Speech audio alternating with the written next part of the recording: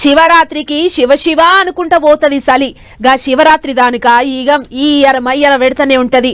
17 కంటే ఇయ్యరు జరంత ముందుగానే అందుకున్నది. జరంత ఎక్కువనే ఈగం పెడుతున్నది. అబ్బో గీ సలితోని కప్పిన దుప్పటి తీసేటట్టు లేదు, వేసిన పక్క ఎత్తేటట్టు లేదబ్బా. గా తీరుగా పెడుతుంది మరి సలి.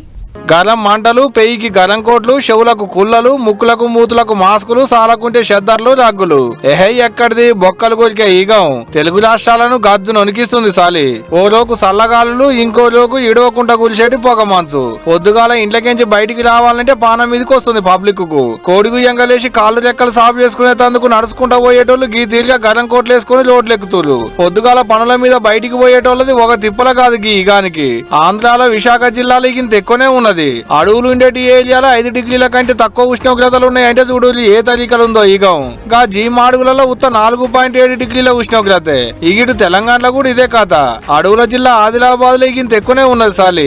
అక్క చూడోలి ఎట్టబట్టిందో మంచు బొంత కప్పినట్టే ఉంది తెల్లగా ముసురుకొని. దగ్గరికి వచ్చేదాకా ఏం తెలుస్తలేదు. పెద్ద సడకుల మీద అంత పొద్దెక్కిందాక రోడ్డు కానొస్తలేదు అంటే చూడోలి. వచ్చిపోయేటి బండ్లు కానొస్తనే లేదు దగ్గరికి వచ్చిందాక. అంత మంచు పడుతుంది మరి.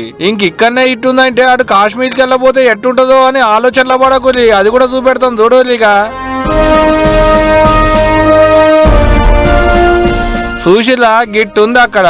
ఏకంగా మంచువానే పడుతుంది. నెత్తులు కట్టలు కట్టేటి ఈగం తుఫాన్ వచ్చి ఊళ్ళల్లో ఇండ్లు మునిగినట్టే కాశ్మీర్ లో ఇండ్లు మంచు దుప్పటి కప్పుకున్నట్టు అయినాయి. గామోపున మంచు పడుతుంటే గంత ఈగంలో ఎట్లా ఆటలాడుతుందో చూడలి గీలను. చలికి మనుషులే కాదు సూరన్న కూడా వణుకుతున్నట్టుండు. ఆలస్యంగానే బయటకు వస్తుండు గూట్లకెంచి. ఇక ఇంకో ముచ్చటుల్లో రేపు ఇంత ఎక్కువనే ఉంటదట ఈగం. చిన్న పోరలకు ముసలోళ్లకు గలం కోట్లు తొడుగులి జరా ఈగానికి ఆగమైతారు లేకుంటే మళ్ళా.